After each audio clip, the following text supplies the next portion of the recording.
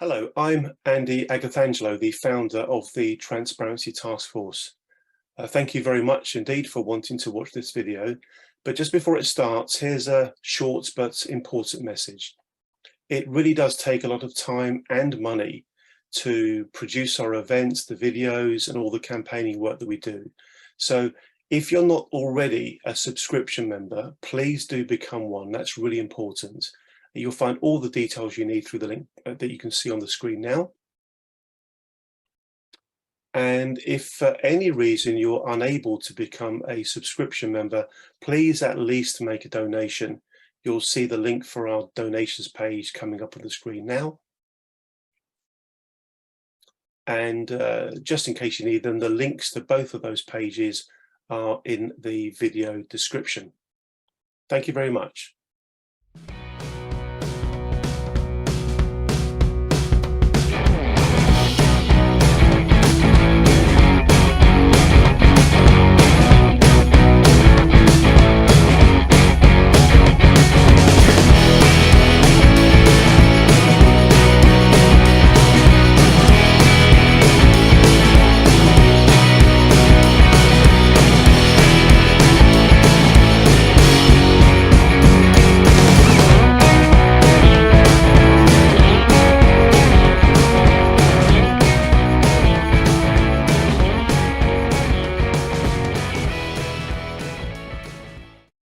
I'm Andy Agathangelo, the founder of the Transparency Task Force. We are a certified social enterprise, which means that we exist to make an impact and not to make a profit. Our overall purpose is to reform the way the financial sector works. We want it to be more transparent, more truthful, more trustworthy. And we go about our work in many different ways. For example, we're the secretariat to an all-party parliamentary group on personal banking and fairer financial services. We respond to consultations about the financial sector. We campaign in the streets of London. We had our first ever rally for better financial regulation in May of this year.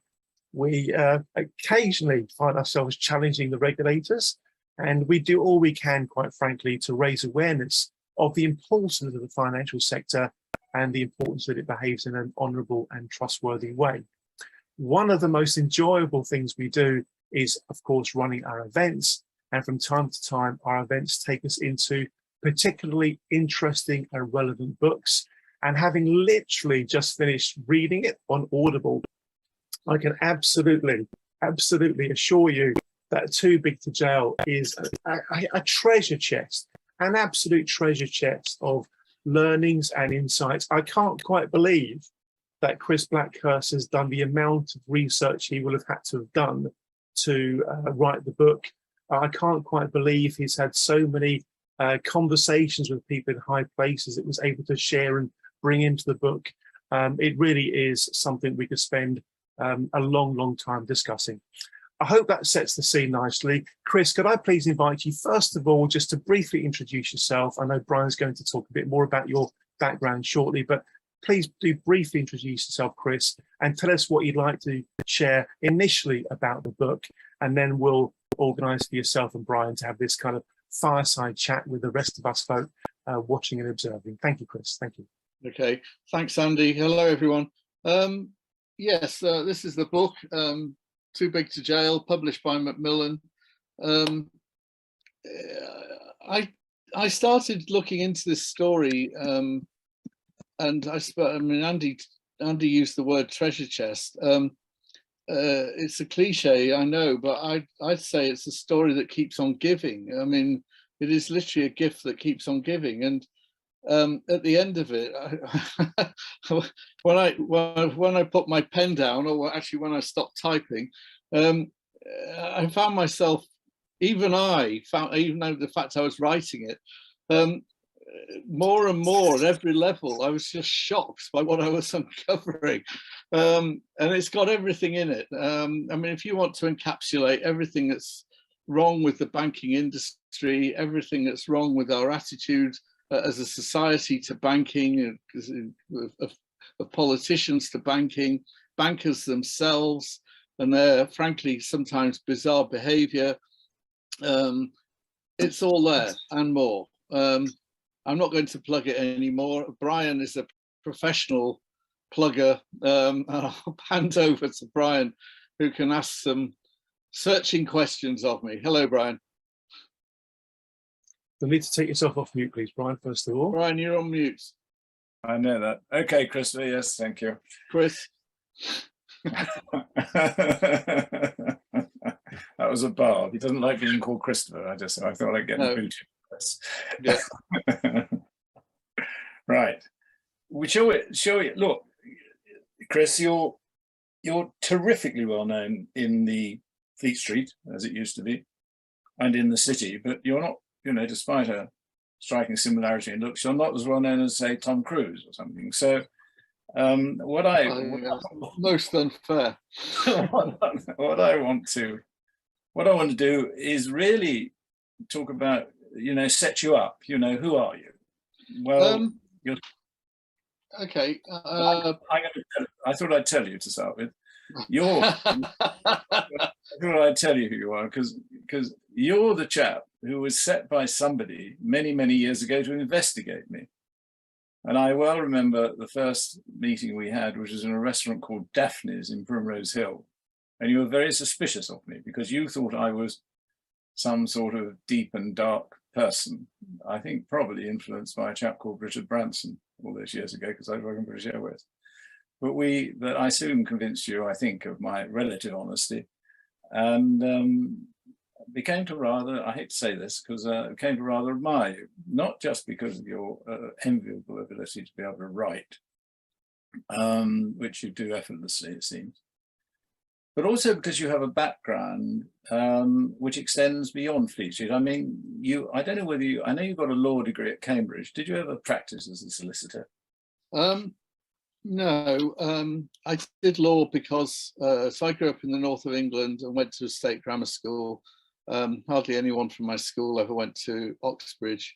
I got in to do law because my careers master said I was good at history and English and I should do law, which is actually, for any lawyers on the call, about the worst advice you can give.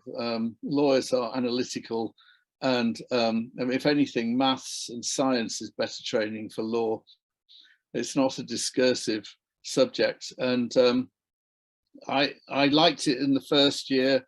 I liked constitutional law and criminal law, and then we started hitting land law and trusts, and law and I started falling out. But I did carry on, and I went to a city law firm called Cameron Markby. Cameron Markby was very well known. When I watch reruns of, talking of Tom Cruise, actually, when I watch reruns of John Grisham's The Firm starring Tom Cruise, it reminds me very much of Cameron Markby. Cameron Markby had a godfather-like senior partner called John Karma, who never spoke to anyone in the firm, I think, who wasn't a partner. He always wore a camel coat. He got in the lift, never said a word to anyone. He was Tiny Rowland's lawyer. Tiny Rowland was the very aggressive takeover king, the unacceptable face of capitalism, as Ted Heath called him. And but I did learn a very quick lesson, which I'll relay, which is I answered an ad for a lawyer who wants to be a journalist. And I ended up at a law magazine, part of Euromoney. And my parents were shocked because they got this vision of their little boy setting up his own law firm. My father, this true story, my father found a law firm in Preston called BLACKHURST and BLACKHURST. And he had this crazy idea it would be BLACKHURST, BLACKHURST and BLACKHURST, bonkers. And I'd been at the law magazine about 4 weeks, and I then got an invitation from Cameron Markby to go and have lunch with John Karma. I don't think John Karma even knew I'd been at the law firm for 2 years. But he spent the entire lunch telling me how brilliant everyone was and how brilliant lawyer Cameron Markby was. And the lesson was that it was about the power of the press. that even somebody like that needed the press. But I suppose, just finally, having worked in a city law firm and been in the city on the front line, as it were, it gave me a very good grounding for what was to follow. Well, that's it, Chris. And I'm pleased you've talked about that at some length, because that's what's given you, in my view, quite a lot of your grounding. Just as a parenthesis, of course, I suspect that you were working for Cameron Markby, who was representing Tiny Rowlands, when I was working for Mohammed Al-Fayed, attempting to destroy him, which I eventually successfully did by analysing his account. But that's another story. There we are. I had to get a puff in there, Chris. So Yeah. I know from there, I'm going to canter through. I mean, I know you've won many press awards. I know you went on as a city editor of the Evening Standard and went through the banking crisis, which gives you a very good grounding for your present book. Editor of the Independent, then to Euromoney, Business Magazine, Sunday Times, Express, Independent Observer, Standard, and then Indie, and then the Indie, you know, again, which was your editor there, and that's a hell of a record. I must say that the title of your book is almost an essay in itself. It's Too Big to Jail: Inside HSBC, Mexican drug cartels, and the greatest banking scandal of the century, which indeed it is. I think it would be helpful if you were just to talk about, I'll go straight into that. I want you to talk about the El Capo people. El Chapo, because it's extraordinary. I mean, we always think of financial matters being a sort of victimless crime, despite the chaos of the 2008 banking crisis. But El Chapo, I've been reading up on him. I mean, in your book and elsewhere, which I, by the way, I bought on Kindle because you didn't send me a copy, but there we are. And I know, but I mean, they were evil, weren't they? They were sort of leaving headless corpses around. Yeah, I mean, what fascinated me, the origin of this book, well, if it's possible to have two origins, I was very much aware of this story when I was city editor of the Standard, that the HSBC had been fined the largest amount in American history, $1.9 billion, for facilitating the laundering of money for the Sinaloa drugs cartel, which is the #1 drugs organization in the world. And it was one of those stories that occasionally you get this in Fleet Street, where a big story breaks and almost certainly, almost immediately something else happens and it gets parked. And that's really what happened here. It never got the coverage it deserved. Roll forward to 2020, 21. I was at HSBC with somebody who used to work there at Canary Wharf, and on the way back on the tube, we were talking about the bank, and he literally said one word: Mexico. And that night, I do what everyone on this call does. I Googled, and I started Googling HSBC Mexico and realized this story had never been properly told. So that's one thing. The second thing is I had met and interviewed at length Stephen Green, who was the chief executive, then executive chairman of HSBC, who espoused ethical capitalism. Yeah. He's an ordained priest.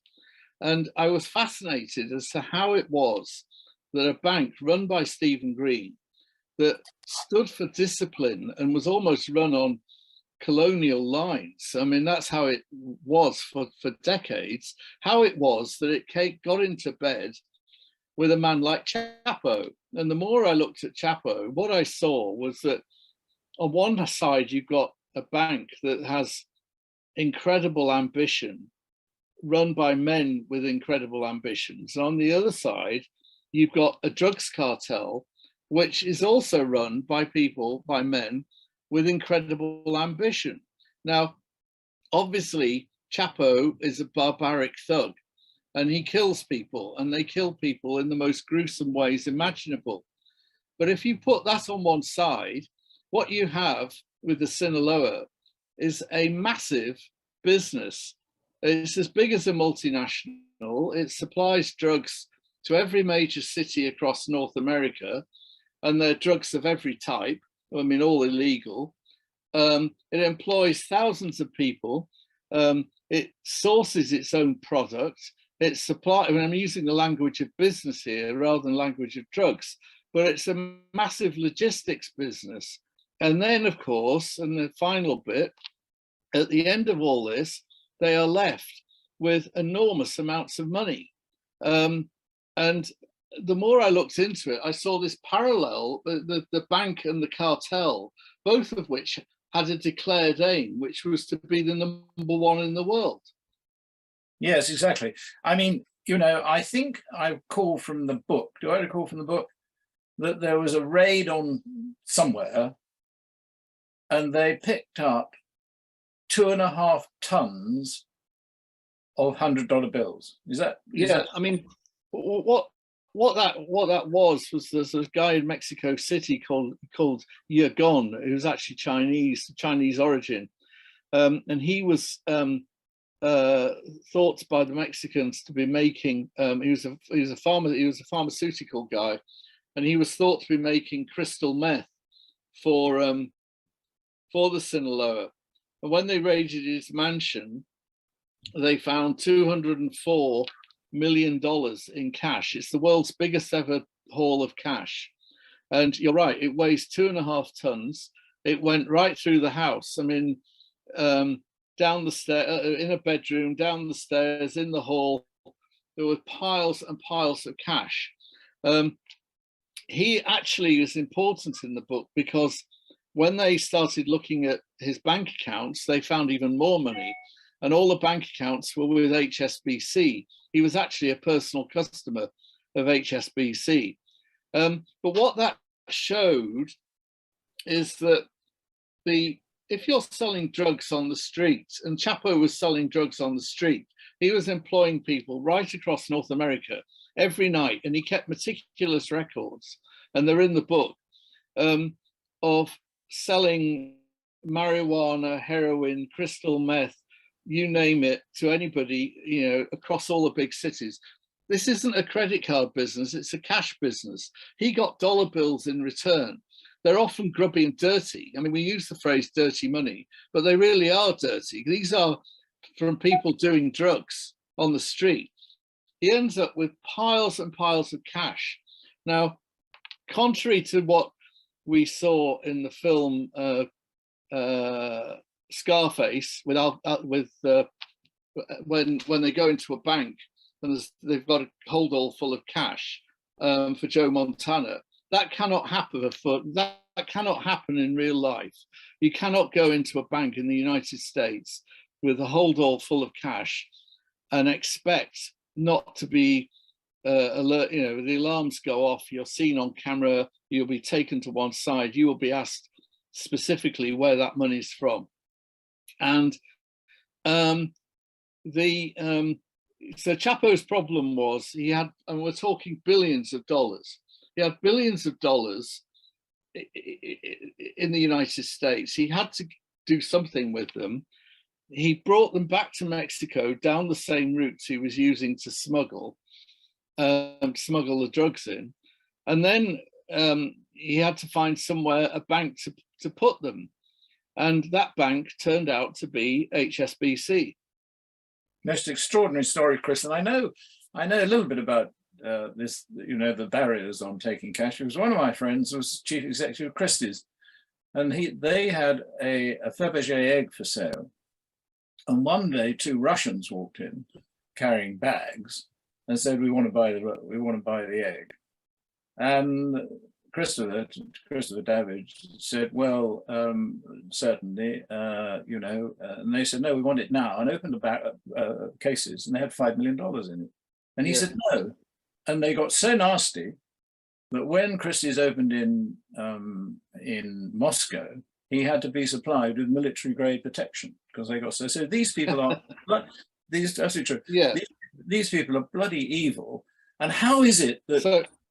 How is it that Stephen Green didn't know about it? I mean, I happen to know Stephen Green. I had lunch. Let me fill in some background here. So in 2002, HSBC was named the best run bank in the world.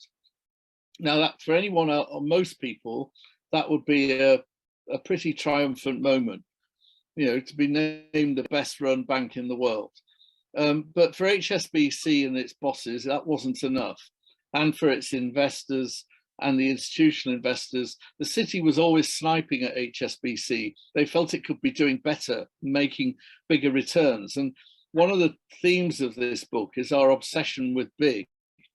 We, as a society, you know, a car is no good unless it's a big car. A yacht is no good unless it's a big yacht. A house is no good unless it's a big house. And that applies to business. A business is no good unless it's a big business. So they took a conscious decision to become the #1 bank in the world in terms of size. That meant they had to buy banks. They weren't prepared to wait to grow organically, probably a fatal mistake. They decided to buy banks all over the world, and they did. They bought them in Argentina, Brazil, and they bought a bank in Mexico called Bital. Bital was the 5th biggest bank in Mexico. Now, for reasons I cannot fathom, something to do with men and testosterone. I mean, Harriet Harman, and I mocked her at the time, actually, but I now take it all back. In 2008, Harriet Harman said, if women had been running the banks, there wouldn't have been a banking crisis. I think she's absolutely right. They, at HSBC, they were so determined to acquire this, and remember, the 5th biggest bank wasn't the biggest bank in Mexico by any means, a tiny bank. They gave it a code name, which was Project High Noon, which, as most people know, is a cowboy film starring Gary Cooper. They bought this bank because it's called Project High Noon. They were desperate to stop their rivals getting into Mexico. They identified Mexico. It was the time of the BRICS profile by Jim O'Neill at Goldman Sachs, the economist. And they thought that these emerging markets, and Mexico was in the next tier down, they thought they were going to be the bee's knees. They piled into Mexico. They were warned repeatedly by the Mexican authorities and by their own people, they're all in the book. This is not a bank that really does compliance. It was based in the northwest of Mexico, which is actually the Sinaloa's heartland, near the American border. But the thought was, well, they're HSBC, they will bring to it all their sort of, you know, fancy London ways. They will sort it out because they know what they're doing, blah, blah, blah. Well, they didn't. What happened was they bought the bank, promptly set off on this massive expansion, renaming it HSBC Mexico. And meanwhile, the bosses in London, instead of getting to grips with this bank in Mexico, they were buying more and more things all over the world. And they bought a big business in America called Household, a big consumer lending business. They set up their own investment bank, if you remember, because if you're going to be the #1 in the world and you're entirely driven by greed and ambition, then you have to, you know, you're trying to become Citibank and Bank of America. On the investment banking side, you're trying to be JP Morgan, Morgan Stanley, Goldman Sachs. So these are big, big plays. This isn't a sort of a bank saying, yeah, we're going to move into Kent or we're going to try and corner Essex. This is a bank trying to take over the world. And while they were trying to take over the world, in Mexico, and it's a bit like Heart of Darkness, which, as we know, became the film Apocalypse Now, where the theme is that, you know, there's a colonel in the jungle far away from headquarters who's out of control. Well, that's exactly what happened. Mexico, a long way from Canary Wharf, was out of control. Yeah, well, look, that's a familiar story, isn't it? You know, the city, I've long maintained, and you know this, that the city, the investment community, has a great burden on its shoulders of guilt.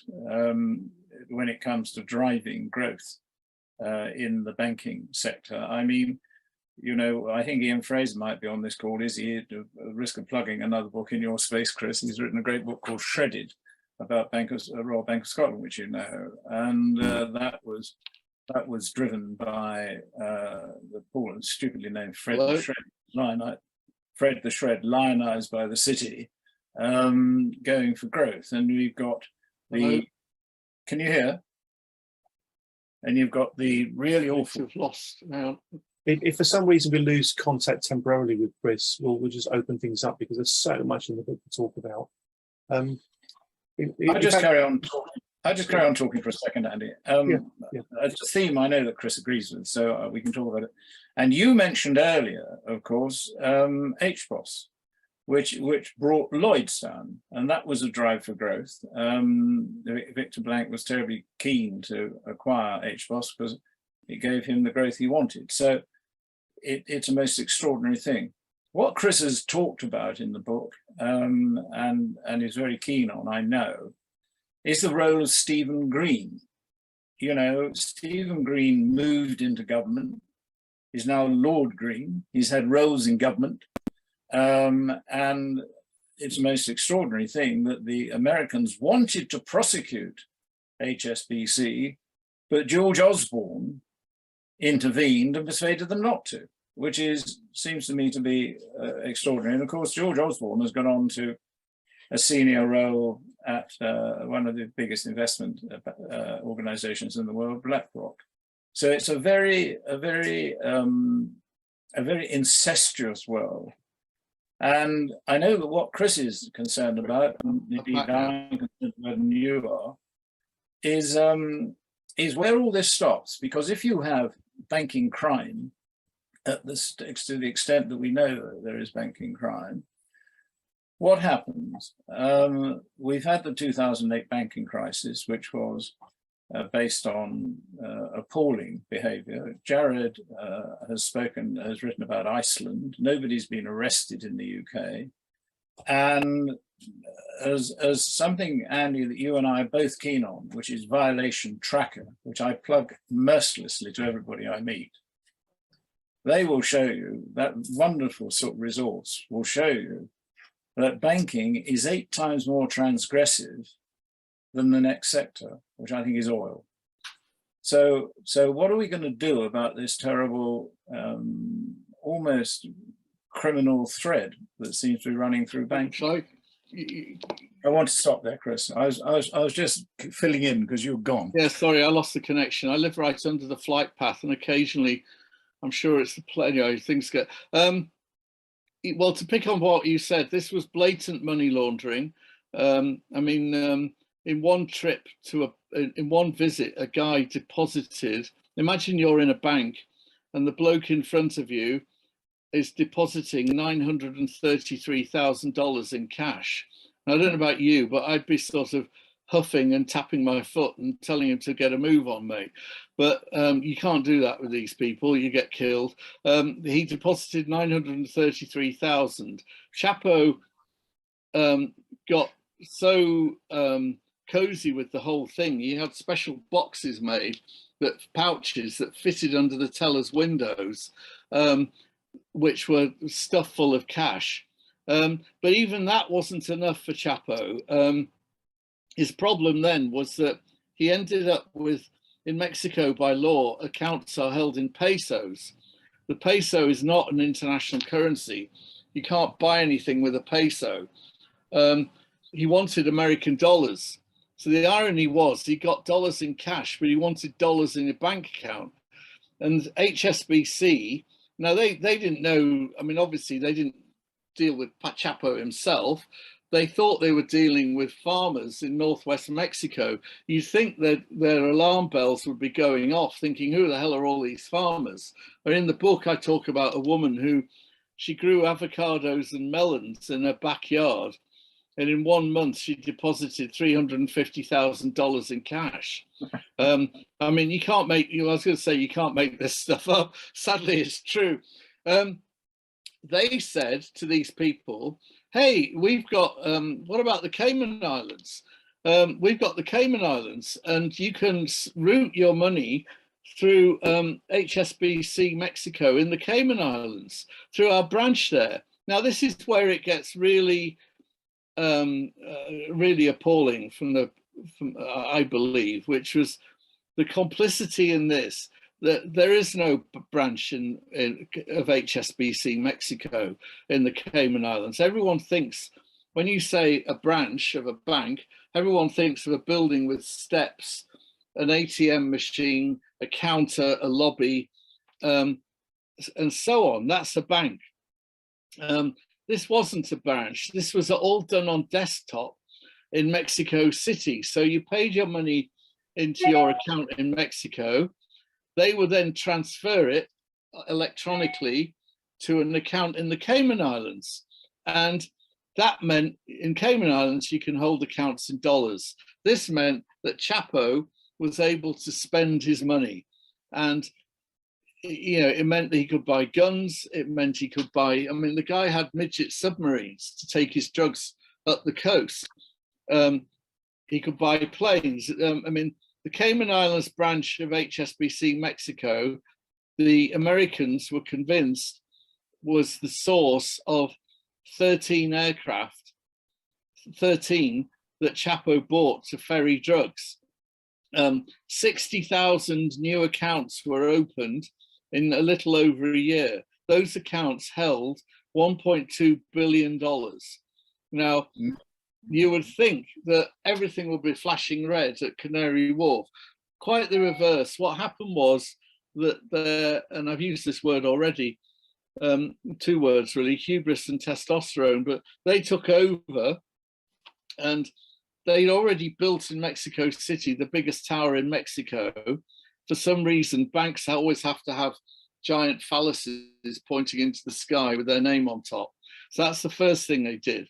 The second thing was they started really exploiting this business. And Stephen Green announced to an AGM that they'd gone through the billion dollar revenue earnings in Mexico, and they were overjoyed. They'd invested in Mexico, and this money was pouring in. They never really bothered to find out where it was coming from. Their people on the ground knew. They were the actual, and I feel sorry for these people, the people in the banks themselves, they were petrified. What would happen was that an associate of Chapo would get to the front of the queue, they'd flash, he'd hold up his hand, and in his hand would be a picture, probably of the teller's children or their boyfriend or partner. And the message was, we know who you are, we know where you live. And in Mexico, there's a well-known phrase called the silver or the lead. You take the money, you either take the money, which is the silver, or if you don't, you take the lead, which is a bullet. And you'd think, though, with that background, that would alert HSBC, quite the reverse. What happened was, and I'm jumping forward, eventually the Americans had had enough. They really had. They could see the volumes. The HSBC Mexico was dealing in more American dollars than any of the other banks combined. So they moved against it big time. They wanted to throw the book at HSBC, and they wanted to jail the people at the top of the bank and people at various levels. They wanted to bring prosecutions. This was the Department of Justice, and jail, picking up on where Brian was before I had to drop off, jail is the one thing, in my view, that anyone understands. Finding a bank is not dissimilar from finding a Premiership footballer a week's wages.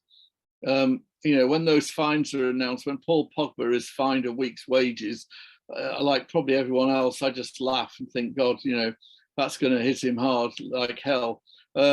Same with a bank. The one thing that they understand is the loss of personal reputation. The finding a bank is the cost of doing business. It's written down as a cost.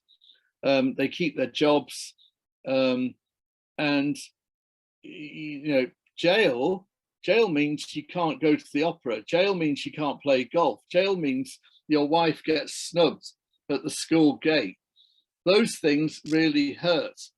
But we have never, as far as I'm aware, actually, and I think I've checked, I don't think we've ever jailed ever a senior banker in this country. I can't think when we ever have.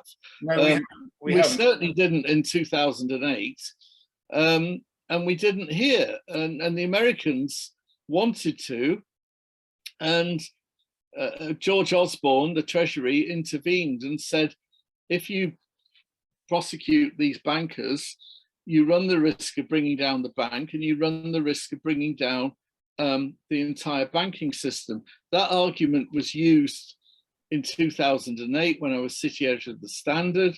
And I'll just give you one little vignette, which is, in this country, I really believe we do not take white collar crime, financial crime seriously enough. In America, we're used to seeing what they call the perp walk, which is, the guy coming out literally in chains, with his hands in chains, shuffling along the road into the back of a van. That's what they do in America, and they jail people with big sentences. Here, we don't. And just a thought on this. Some years ago, or not that long ago, I was talking to John Moscow, who's a legendary attorney in Manhattan, a friend of mine. He is the guy who busted BCCI. And John said to me, he's got a very dry, droll wit, and he said to me, can I ask you something? And I said, what? He said, do we agree that New York and London are the same size in terms of finance and influence and status in the world? And I said, well, yeah, just about. They've got different strengths and weaknesses, but they're similar. He said, why is it then that in Manhattan last year, we prosecuted, and he gave a figure, and I think it was well into the tens of bankers, brokers, all sorts of people for financial crime and fraud. And he said, and in London, you didn't prosecute any at all. Yeah, that tells you everything. We do not take financial crime seriously enough. Well, you're so right, Chris. I mean, the only bankers I know in the world who've been prosecuted in Europe, in the world really, are Iceland, where some people went to jail, as Jared pointed out in his book, and in Ireland, where some bankers actually went to jail, but nowhere else. And it's scandalous. I just want to tell Jared, because this actually also shows you how little research the city ever does. So shortly after the Icelandic banking crisis, I was best man at a wedding in Iceland, and it was a city wedding. And we all flew to Keflavik, to the main airport, and we had to get on a bus and go out to the far west of Iceland, which is where the reception was. And as we were driving along, this guy got a big, well-known city figure, and the bus was full of people from the city. And he turned to everyone on the bus and he said, boys, we've been had. And we said, what do you mean? And he said, there's nothing here apart from lava, rock and fish. And he was right. There were no underlying assets. There was nothing. There was the Icelandic fishing fleet, some tin, and that was it. And yet this island was owning half the British high street, tons of commercial property, banks galore. There was no underlying strength of the economy. Yet, and this is, repeat myself, for the people on the bus, and certainly for that guy, this was a revelation. They'd never been to Iceland, and yet they've been doing tons of banking, tons of transactions on the back of Iceland, but they'd never got off their chairs in the square mile in London and actually gone there to see what the hell it was. Well, they were driven, obviously, Christopher, you know this, they were driven by fees and the chance of, Yeah. I was advising John Hodson, the chairman of Singer and Friedlander, when Kaupting bid for them, the Icelandic bank. And I tried to look into Kaupting and I could see its balance sheet, but I couldn't work out where it was all coming from. So I looked at the Iceland economy and I said to John, there isn't that much cod in the sea. I don't get it. And but Cazenove, who were the not to be gainsaid brokers, the kings of the city of the day, said you've got to accept the bid. It's the most extraordinary thing. Most extraordinary thing. Now look, the one thing we've not mentioned as well, though, is that one of the reasons the Americans, that George Osborne possibly was so keen for the Americans not to prosecute, was that, and this comes to something that Andy mentioned at the very beginning, which is the revolving door. By the time the Americans wanted to bring prosecutions against HSBC, Stephen Green was actually Lord Green, and he was the trade minister in the David Cameron, George Osborne government. Yeah. And there's a scene in the book, which was when I first heard about it, I had to check it really happened, and it did, which was that on becoming trade minister, one of Stephen Green's first tasks was to organize and take a trade mission to Mexico. So he actually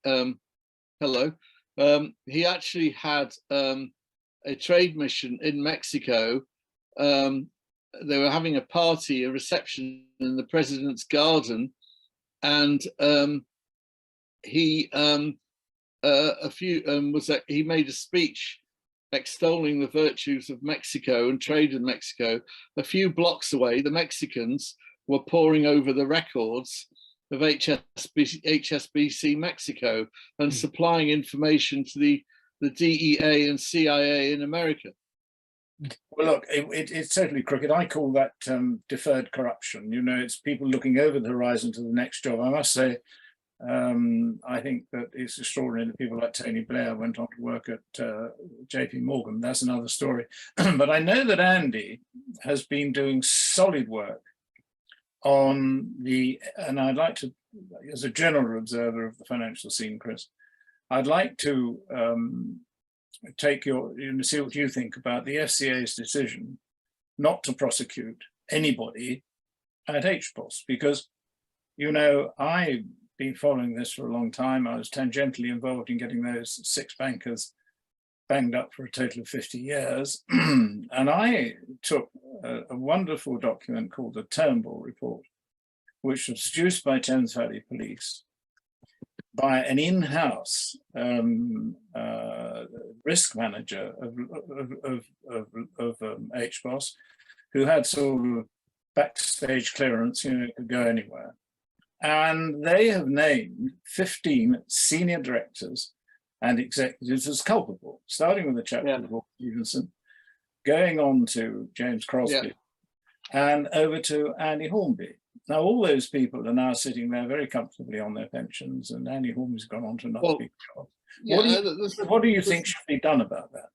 Well, what should be done is that they should be prosecuted if there's a case, and it sounds like there is, and certainly that report said they were culpable.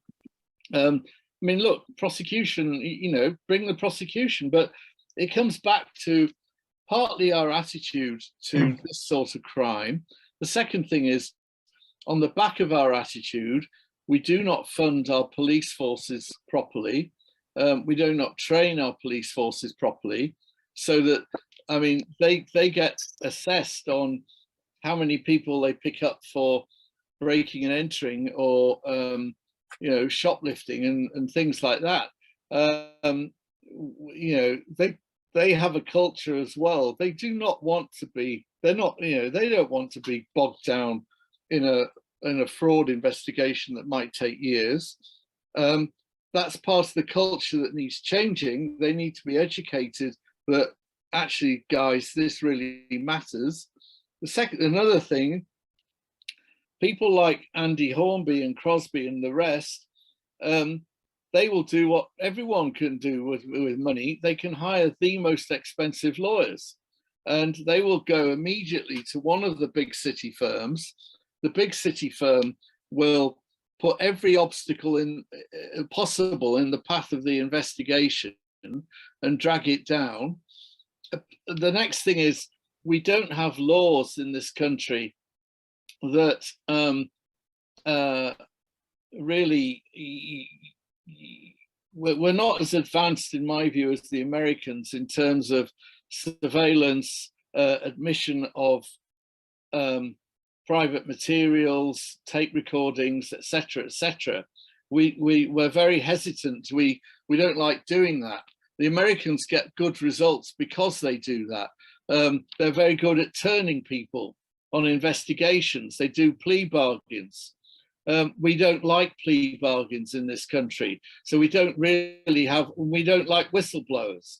Our whistleblowing laws are pathetic. So all of it adds up.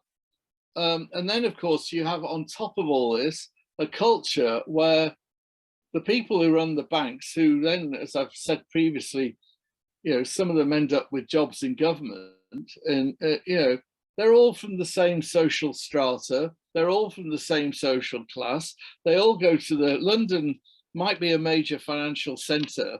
It's actually a fairly small town if you're at that level. You know, if you go to the opera and you're chairman of a bank, you're waving across the seats at your mates because they're there as well, also in the best seats. And nobody's paid for these seats apart from the bank. And they're all in that same social strata, same schools, same golf clubs, same, you know, they move in the same circles. Psychologically, it is very hard to jail one of your friends. You know, that's the psychology. We don't like doing it. And if you look at the, if you look at the police, if you look at the Met, they're a million miles away from the people at the top of banks.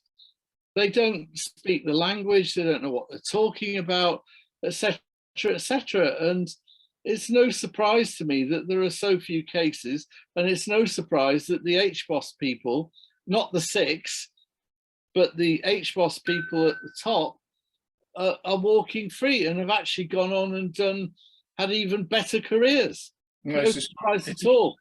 It is extraordinary, Chris. Look, I know that Andy we've been talking for too long, possibly. I mean, to my mind, it's a sort of force field, a constructive force field that protects these people, and it is quite wrong. We need an SEC, we need an FBI, and all that sort of thing. But Andy, look, handing back to you, I think you should do. We're getting a bit tight towards the end. That's already been remarkably interesting, and I know there are lots of people who want to come in with comments and questions, and we'll kind of open it up to general Q&A and discussion shortly. Brian and Chris, thank you so much for what you've covered so far. It really has been extremely interesting. Chris, there's a few particular points I'd like to make.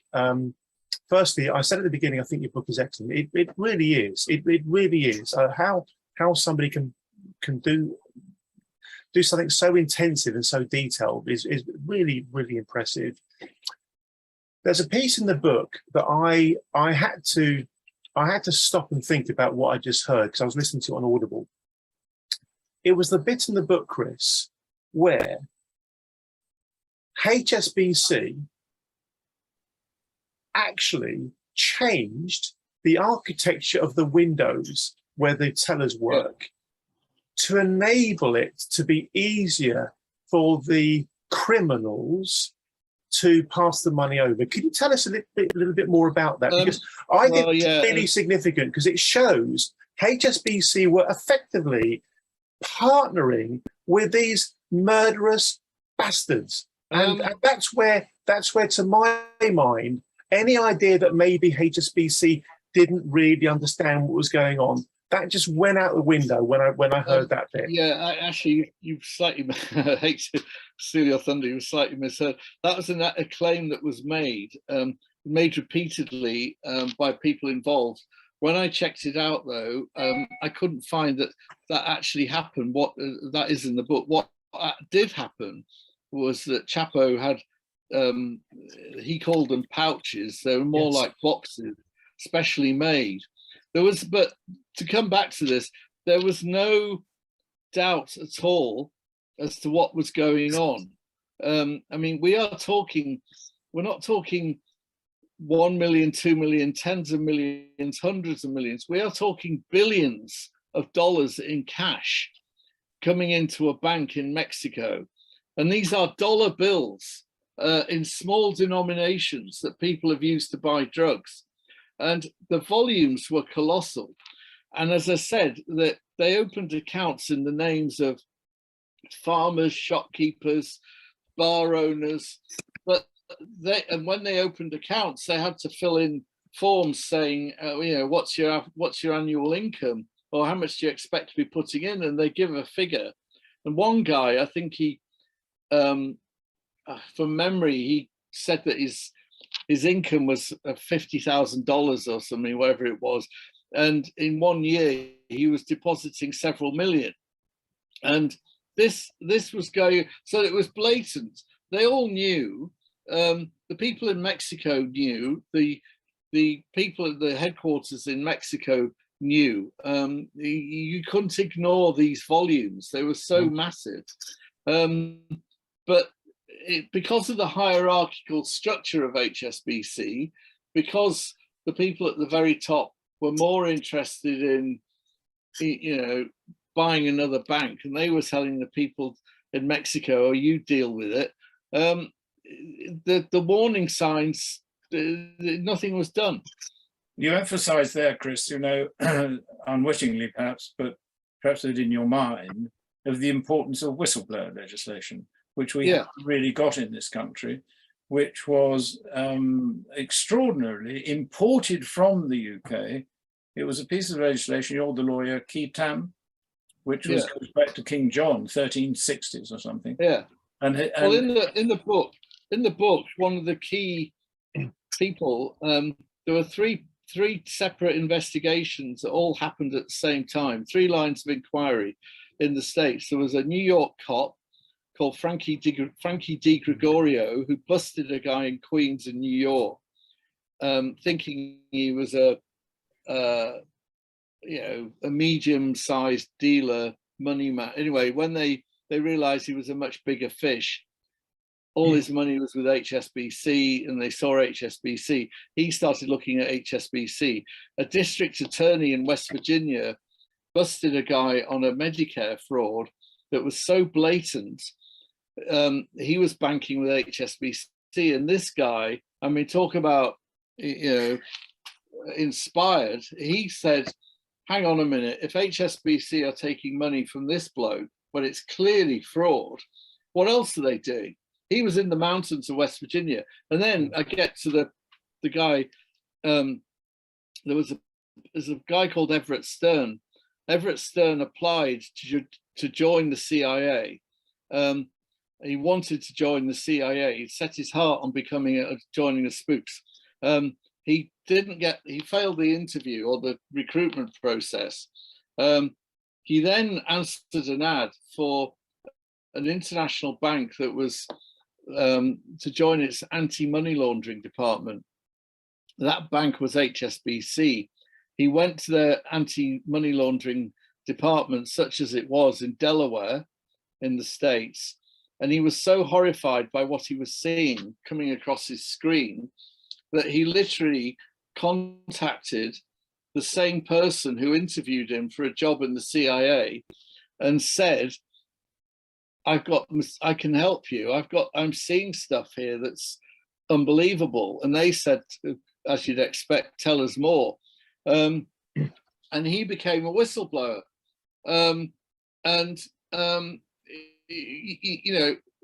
What we don't have, and his contribution was massive. But what we don't have in the UK is a culture. We are all brought up to hate grasses and snitches.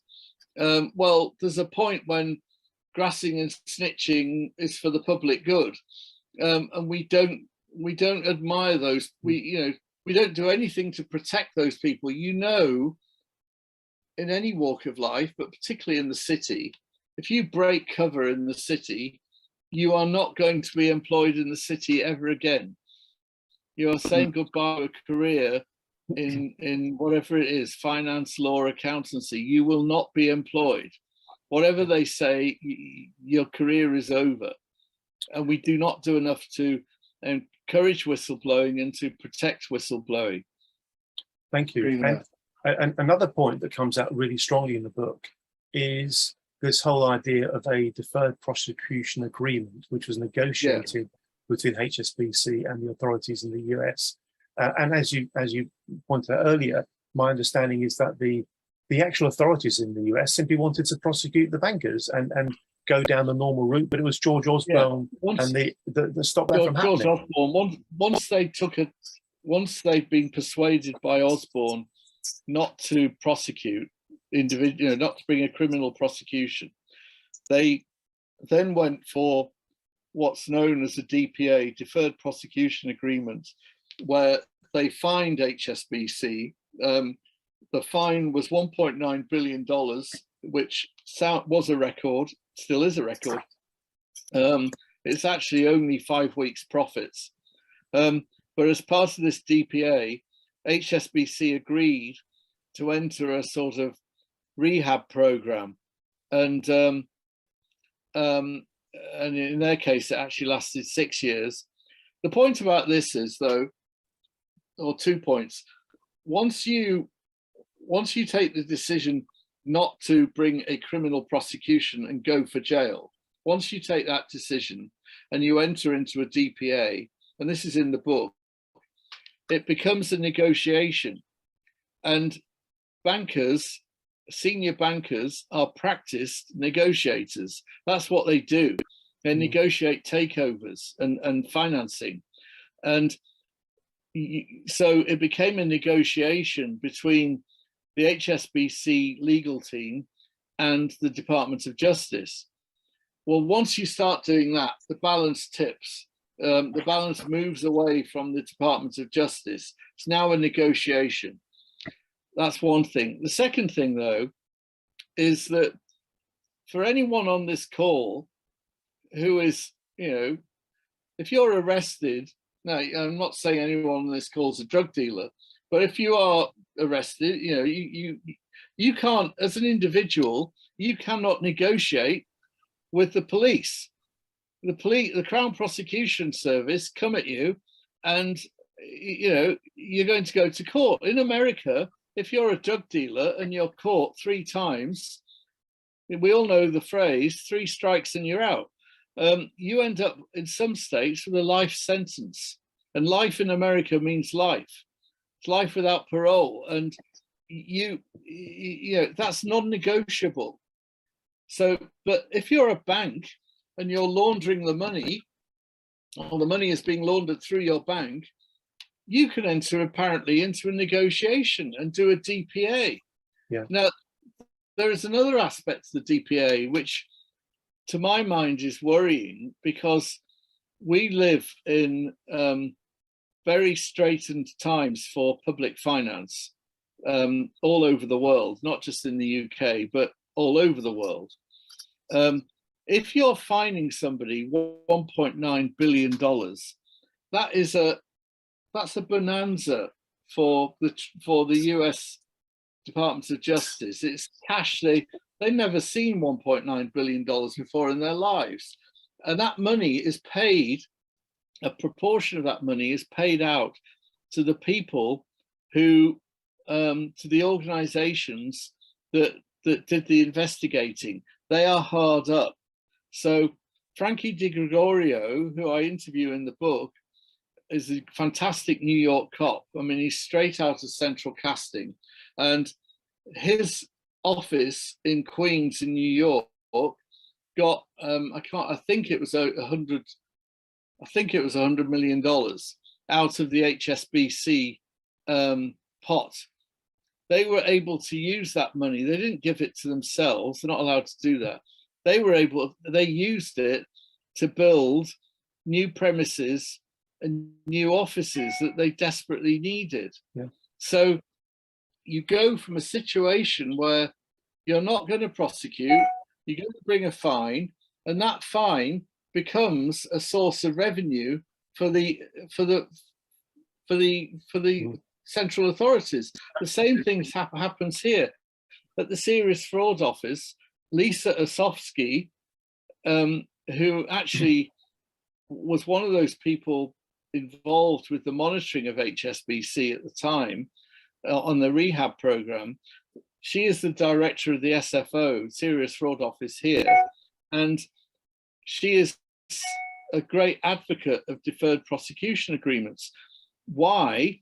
Because here the Treasury, they judge the SFO not on how many people go to prison, which is hardly any, but on how much money they bring in. Because the more money they bring in, there's less pressure on their funding. So we're now in this strange world, which is, as I repeat, is excluded to everyone else on the call. If I step out of my house now and I'm arrested in the street, you know, I hit someone, I can't negotiate with the police. You know, they're going to, you know, I'll be in the magistrates. Chris, thank you, Chris. If I may, I'll just cover off a few other points before we open up for Q&A. It's such an exciting and interesting conversation. No need to dwell on this point, but it was remarkable that even once HSBC had been fined and they'd been put into special measures or, you know, made to behave properly, even after that point, there was resistance and there was pushback. They were still trying to not provide the reports. They were still trying to not authentically look into all the cases. There was a huge backlog. They didn't take it seriously. It was just like a cosmetic exercise to look as though they were doing their job properly in rectifying anything. Anything you'd like to mention in relation to that? I mean, well, that's certainly true. And what happened? I mean, HSBC was fined as recently as December last year. So we're only talking 8-9 months ago by the FCA in this country. They were fined £93 million for lax money laundering controls. 93 million is neither here nor there. It's an accounting error in HSBC terms. But this comes back to a culture where, first of all, they don't fear that, they know they're not going to be jailed. There's no fear there. The second thing is these banks, whatever they say, and I will, you know, if they want to come after me on this, I'll take them on. They do not take compliance seriously enough. Compliance, I mean, you know, compliance is the equivalent in football of being the referee. You're the guy who holds the game up. You know, you blow the whistle. I score a fantastic goal, the referee blows a whistle. I'm a spoil sport. That is compliance. That is how it's seen in the city. Nobody in compliance earns frontline fees for the bank, and they get in the way, and they're often not even in the same building as the top bankers. They're often outside, and you know, the sharpest brains in the bank, or not put that another way, people in compliance are very intelligent, don't get me wrong, but the sharpest banking brains, the ones who bring in the deals, the ones who bring in the massive mandates and the fees and the huge funding syndicate, you know, all that stuff, that is not done by the people in compliance. And, you know, they will say, oh, of course we take compliance seriously. Well, I say, yeah, right. My response is, yeah, right. Yeah. And Chris, when the book explains that there were some heroes in HSBC, people who said, I haven't got enough resource to do the right level of monitoring on anti-money laundering, suspicious reports, but they didn't get the resource they needed, or they had to beg, steal and borrow to get it. There clearly wasn't a great willingness to actually govern the bank properly. They launched, I mean, the incredible thing really was that not only were they intent on making the bank bigger and growing its, you know, growing its revenues, but being bankers, they couldn't help themselves. So at the same time that they were growing the bank, they actually embarked on a cost-cutting exercise right across the bank to save money, to boost the figures even more. Well, guess which bits they cut? They and I think from memory, they went through five compliance directors for the bit that covered Mexico in I think it was 18 months. I can't remember, I have to look it up, but it was, and the Americans actually were all over this, and they were saying, what the hell are you doing? And they even, there's a section in the book where the American authorities said in no uncertain terms to HSBC, we do not rate the person that you've put in. And this person had no compliance background. She was a fast track graduate executive on HSBC's, rapid promotion scheme. She was put there. She had nothing qualified this person at all to be overseeing what was going on in Mexico. And the Americans pointed this out to them. And okay, they removed her. What they actually did was kept her, they actually bumped her up. They put somebody else in, and that new person had to report still to her. I mean, it's mind-boggling, really. But I'm afraid, I mean, Brian very kindly, or somebody read out the full title of the book, which is The Greatest Banking Scandal of the Century. And I am tempted, although it wouldn't be the sexiest bit to stick on the end, I am tempted to write so far, because yes, we're talking about HBOS, we're talking about Lloyd's HBOS, we're talking about HSBC, we talked about Royal Bank of Scotland. We're only at 2022. There's plenty more to come, because they do not learn the lessons, and they do not care. And more to the point, they are not made to learn the lessons, and they're not made to care. Andy, sorry, just 1 second. I want to pick up on something that Chris said. Chris, you've talked about funding as being terribly important, which of course it is. By contrast to the American system, I should remind you, I'm sure you know, that when Thames Valley Police prosecuted what became called the Reading Six and got them banged up for 50 years, people who pushed that through, Anthony Stansfeld, the Police and Crime Commissioner, and a chap called Chief Superintendent Poole, and they spent, and they had to fight their way, because it cost them £7 million, which came out of their budget, came straight out of the budget, and they couldn't get it from Treasury. So all the other, I think they're called KPIs, aren't they? Management key performance indicators. They couldn't hit. So they suffered directly. Now the man at the centre of all this is the man you've already mentioned, which is George Osborne. Don't forget that George Osborne, we've worried about and we're concerned. I know Andy's very concerned about the FCA report on HBOS. Well, you've got to remember that there was once upon a time a very good head of the FCA. His name was Martin Wheatley, and he said when he took over, he was so outraged by what was going on. He said, "I'm going to shoot first and ask questions afterwards," which is really the American way. And what happened to him? George Osborne sacked him to protect him. Yeah. George Osborne at Treasury wouldn't pay up for help Thames Valley Police.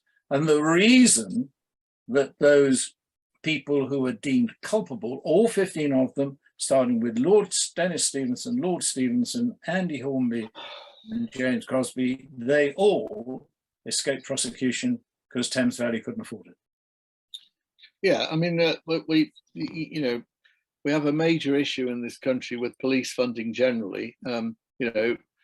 We've removed bobbies from the beat. We've closed police stations. I mean, they've all gone, and nobody within that.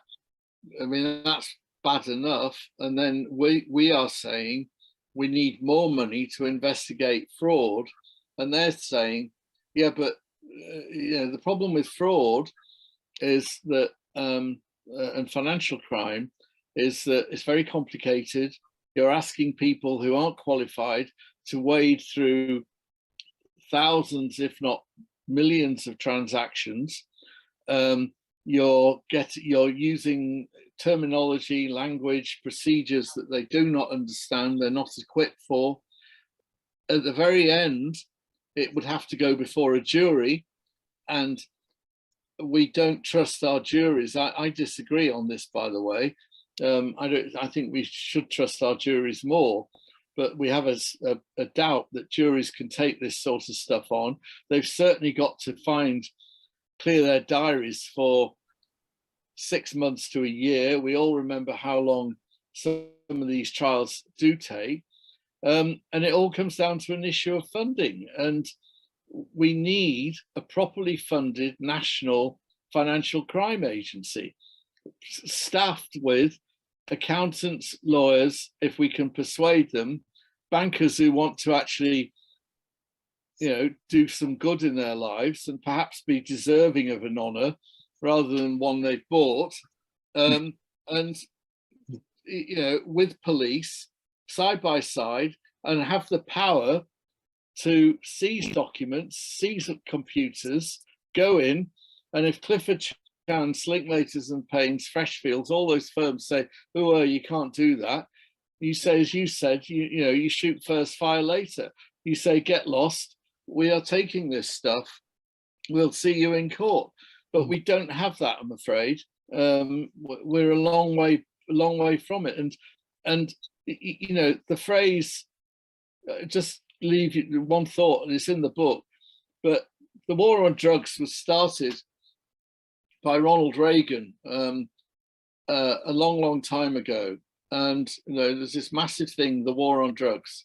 Drugs is still the biggest problem, one of the biggest problems facing our society all over the world. The war on drugs has had absolutely zero impact. It's a war that's been lost. What we've done in that war is Chapo is in jail. Chapo's got life plus 30 years. And to give you an idea of his money, the Americans brought a forfeiture order for $12 billion against him. The Sinaloa is still active. It's still selling drugs. The drugs carry on. And what we're not doing ever is following the money. We do not follow the money. We do not go to the money at the top and chase it and find out who it is who's making the money. How is it? I mean, without HSBC, Chapo would not have been able to buy his aircraft, his submarines, his guns. He wouldn't have been able to pay his sicarios, which is what they call the killers. He wouldn't have been able to pay for the, it's a daft thing to say, sounds daft. He wouldn't have been able to educate his children. You can't pay school fees in holdalls of cash. And, he was able to do all these things because he had dollar accounts. If we cut that off early on, he wouldn't have been anywhere near as successful. Yeah. There's a few points we want to get through. I'm itching to get to a point that Andy Candy made in the chat about about HSBC. Before I get to that, though, just very briefly, Chris, the most troubling piece in the book is the text that you received. I'll read it out, make sure I get this right word for word. If I've understood the book correctly, you received a text from somebody quite senior. It was a response to the question you were putting to this person about, why is it that the little people end up getting stuff? Those are my words, not yours. And his response was, his or her response was, in the clash of the titans, the small fry get crushed. Yeah. In the clash of the titans, the small fry get crushed. Are you happy to say who sent you that text, and what do you think about? What deliberately don't. I can. It's still on my phone. You're getting drummed out of the brownies. Don't do that. Okay. It's still okay. But it is rather revealing, though, isn't it? It is rather revealing that somebody landed, says in the clash of the titans, the small fry get crushed. Andy, you're absolutely right. When it landed, I had to do a double, triple, quadruple take. This was a person who played a major role in the story, and I was trying to persuade him that out of a sense of public duty, he could actually explain his role. And we went backwards and forwards. He said no. I'm the sort of person, I'm afraid, I don't take no for an answer. So I kept coming back at him, saying, come on, you owe it to people. And yes, it's on here still. There is a text message from him saying, in the clash of the titans, the little people get crushed, which was his way of saying, you know, live with it. You're a little person. I'm not going to help you. You know, and who are the titans? The titans are the bank, the government, the banks, and the government. And that's how. And there's a reference to this in the book as well, which is throughout my years covering banks and at HS, the Evening Standard and elsewhere, I became aware that the very senior bankers, they do not care about what happens in this country. Or to the little people. I quote two people in the book. I don't name them, but one was a guy at Merrill Lynch who I said to him, it was on the eve of a general election in Britain. And I said to him, are you excited about tomorrow? And he looked at me and he said, Chris, we're more excited about Indonesia's privatization program than we are about what happens in this country. Remarkably, or not remarkably, the same thing happened with a very, very, very, very senior guy from Goldman Sachs in London who came to lunch at the Evening Standard literally just before the Scottish referendum decision for the vote. And we were talking about it and about the whole country being on tenterhooks. And he actually put his hand up and said, I need to tell you something. And we said, what? He said, at Goldman Sachs, we don't care. We don't care about the union. It means nothing to us. And that is a prevailing attitude. These banks do not, their bosses fly the world in their jets. They've got nowhere they call home. They, you know, stop them in the street and say, where do you pay tax? They'd probably struggle with an answer. You know, that's their attitude, and that needs changing as well. Thank you so much. We're going to open things up to questions and comments. We do have a hard stop at 1:30, guys, so we're going to have to be as succinct as we can. It's been such a remarkably interesting conversation already. I'm sure everybody would agree. Before we go any further, could I please invite everybody to show their appreciation to, obviously, to Chris for writing the book and talking about it, but also for Brian Basham for being a sparring partner today. It's been really, really good, guys. Thank you very, very much indeed. Thank you very much. It's on Amazon. Buy it. we've put a link in the chat, Chris. Man's a huckster, Chris. Don't have anything to do with the man. Yes. Man's a huckster. I just want to say one little thing here, because there's a very interesting thing here, and I will take it very quickly. Chris asks why. Well, I was involved in political fundraising for a long time, and one of the reasons why that there isn't a prosecution of fraud is because they don't want to nick their donors. That's one of the reasons. It's as simple as that. Absolutely right. And Jared Bibler has written a chat, which I commend to you, as echoing that really. Following the money will bring down politicians, and there's no incentive for that. And he also says, has anyone watched The Wire? I highly recommend it. I mean, I could also recommend a program that I've been watching on television somewhere, I don't know, my wife knows where it is, Ozark, which is all about money laundering. Yeah. Money is no good. The banks are an integral part of organized crime. Sorry. Okay. Thank you. We're going to go to Andy Candy. I just want to sort of bit of a preface for Andy Candy's comment that I'm hoping he's going to be happy to make. HSBC's deferred prosecution agreement had a profound knock-on consequence, we within the TTF think, Chris, which is that it meant that because HSBC was in so much trouble already and it had to keep a clean rap sheet thereafter, it basically meant that HSBC was going to be very, very difficult for any UK authority to prosecute, because if it did, it would blow up the whole money laundering thing yet over again. Andy Candy, if you're happy to, come on camera and share your thoughts about that particular matter. We haven't got much time, Andy, so I'm going to have to ask you to be as succinct as possible if you're happy to speak to that particular point. And if you want, just explain briefly how you got involved in all this in the first place, Andy. Thank you.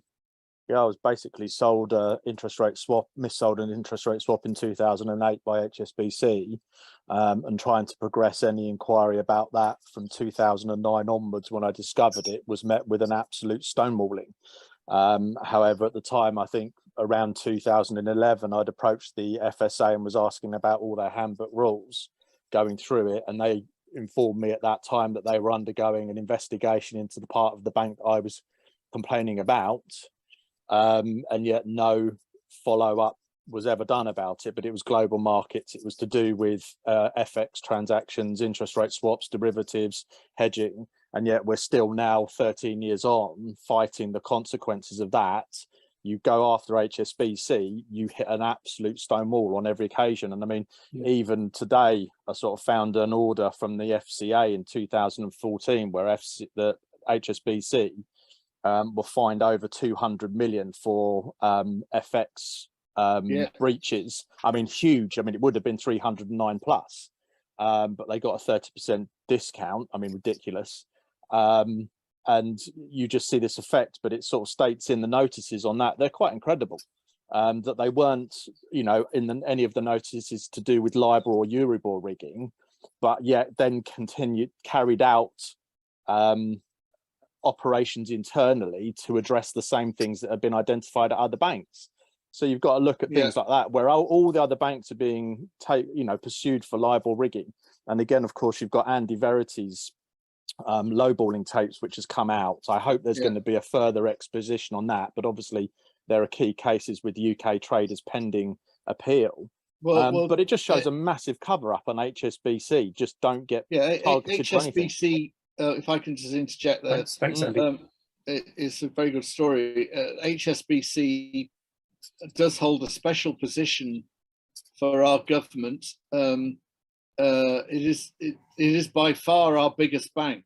It's the biggest bank in Europe, and because of that, it has this status. And one thing I also learned, I mean, in that roll call of my own career, I spent 5 years inside the Houses of Parliament as Westminster correspondent, and I quickly realised that politicians from any side, whether they're Tory or Labour or Lib Dem, they are totally in the thrall of people with money. They go literally starry-eyed. It's really bizarre.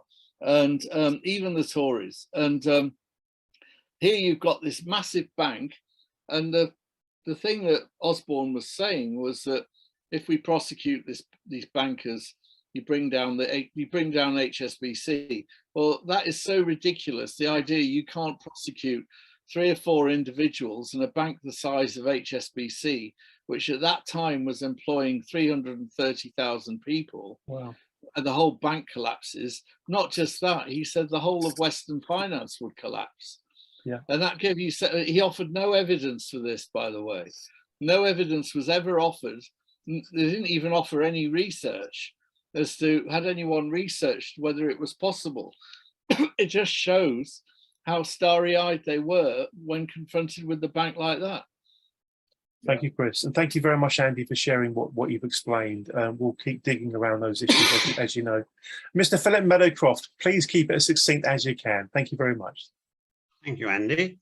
If I can provide some up-to-date news in respect of the FCA decision announced on the Friday before bank holiday about the HBOS investigation that they were pressed into by the Treasury Select Committee 4.5 years ago.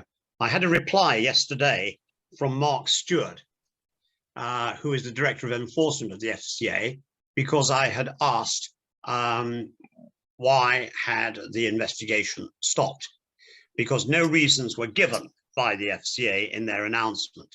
And I read you so that there's been no possible misunderstanding. He writes, "Thank you for your email. The press announcement on August 26 is not a detailed document about the HBOS investigation. Well, that's interesting to start with.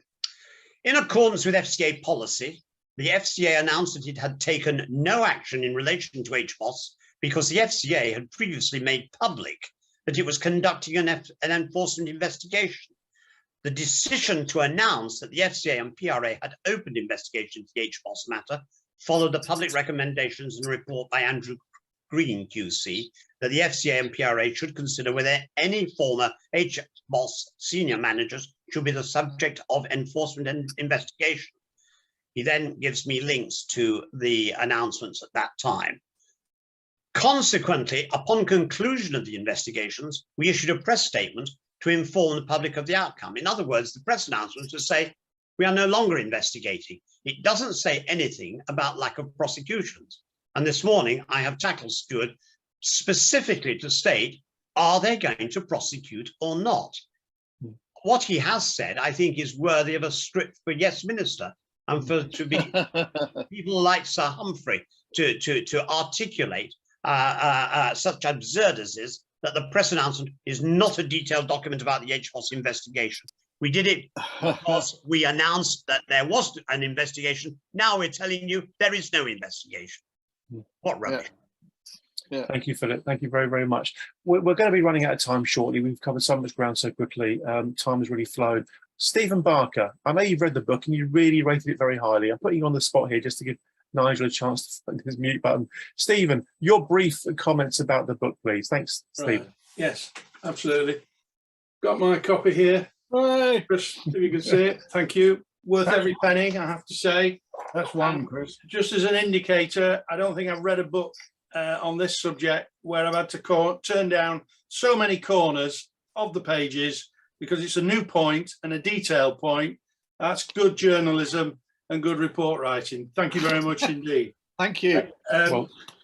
What I would say, and your book makes it absolutely clear, and I know you don't set yourself up as an expert in banking. You're a journalist. You're quite deprecating about that fact. But you've managed to discover and put in hard numbers in your book.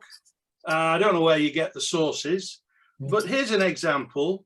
312 customers accounted for approximately 32% of the total physical US dollars from 2006 to 2008. And HSBC Mexico exported over 1.1 billion US dollars from Sinaloa to HSBC in the US. That's just demonstrating the flow of cash into the financial system. What they did, if I can just help you there. This is that's page 233, if I may say, Christopher, if you want to refresh your memory. Yeah, what they did was that they all these dollars were coming into Mexico, into the HSBC Mexico, and they hired. I mean, the idea HSBC didn't know what was going on is laughable, because they hired armored cars. Really, you know, those giant armored cars, those giant black things that they have in the States. They hired those with outriders and security, and every so often they would drive over the border from, I'm going to get my geography right, a place called, and my apologies for the pronunciation, I think it's called Jimenez on the Mexican side, over the Rio Grande River to El Paso, where they would, the armored car would stop at the HSBC US, and of course all these dollars would go back into this American system. And the Americans, the DEA and CIA, saw this happening, and the volumes were colossal. Of course, you don't hire an armored car on a regular basis with outriders, with security, you know, to take billions of dollars across the Rio Grande if you don't know where they're from. Exactly. And that money is going into the international system, and that money ends up in the UK and other countries. Well, there's one point we've not touched upon. I know we're stopping, but right at the end, there was a very good, actually, an American lawyer who was so appalled by what he saw in the Department of Justice when they didn't prosecute. When he then went into private practice, he brought a case against HSBC on behalf of 6 victims, American victims of Chapo. So their loved ones had been killed horribly. He decided to sue on the basis that laundered money led to their deaths. Now, he won, he lost on appeal, and they said, we hear what you say, but you can't prove that the bullets used and the guns used to kill your relatives actually came from this money that went into HSBC. At least he tried. HSBC, of course, through every lawyer in New York was employed to be on this case. It got very little, hardly any publicity. They made sure of that. But there is a serious point here, and it comes back to follow the money. Yeah. Thank you. Thank you very much indeed. Cheers, gents. Let's just jump to Nigel Cairns quickly. Yes, I'd like to ask Chris a question about HSBC, which is to what extent, if at all, he thinks that the behaviour or ethos of HSBC Bank can be explained by its origins in Hong Kong, and perhaps something to do with its history of. Yeah, there's a certain irony for people who don't know. HSBC actually started as funding the opium trade between Hong Kong and China and India, and actually the British government, there is a great coincidence here, the British government went into bat for the opium trade, which led to the opium wars with China. I think that's true to an extent. What happened after that is that HSBC, and I mentioned this earlier, became this fiercely idiosyncratic bank that was run on almost imperialistic lines, where they didn't call them managers, they were called officers. So you were called an international officer. You didn't have a holiday, you had leave of service, exactly the same as the British Army. Until 1982, if you were a single man, an international officer working for HSBC, in theory, you had to seek the chairman's permission to get married. They talked about being stationed in countries. Now, very quickly, on the one hand, that made them very odd, and the city used to mock them and call them honkers and shankers. But it also possibly, and this might be what you're getting at, also led to a sort of imperialistic arrogance that they thought they were above things, they were doing things the proper way. In fact, they weren't. I mean, and to bring it to Mexico, one of the things that really upset the Mexican authorities, who are very much on the side of good, of course, some of them are corrupt, but the ones I spoke to were appalled by what happened. And one thing that really annoyed them was that there's a scene in the book, I think, where a guy's invited to dinner at the new Mexican manager's apartment, and the guy is showing him this apartment, and the Mexican bank supervisor is thinking, yeah, I was only here a few months ago with someone else. This is a serviced apartment. They never put down roots. They never bought houses there, properties. They never learnt the language, and that really offended the Mexicans. They were deeply offended by that the senior HSBC bankers, the country managers, never bothered to learn Spanish. And they came in for 1 or 2 years. It was a stepping stone to somewhere else, and off they'd go. And this being treated like that, which of course is very much how the British Empire was run, well, frankly, it cheeses people off.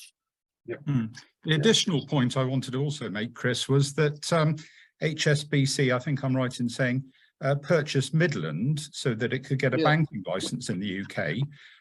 But has the real power base ever truly shifted to London from Hong Kong? Well, especially at the moment. It has in the sense that the top brass are in London, although when I met Stephen the Green, profits are coming from Hong Kong. yeah, when I met Stephen Green, I talk about his office in the book and how he's got this spectacular office at the top of the tower in Canary Wharf. And I said to him, what an amazing view. And he actually said to me, and this isn't in the book, he actually said to me, and it is an amazing view. You've got the whole Thames and the city, you know, it's a fantastic view. Probably the best view in London. And he said to me, it's not as good as the view from Hong Kong Harbour. Yeah. And I was really taken by him saying that. And I said, would you rather be in Hong Kong Harbour? And he said, we're here. But he made it sound very much like home for them is still Hong Kong. It's not Britain.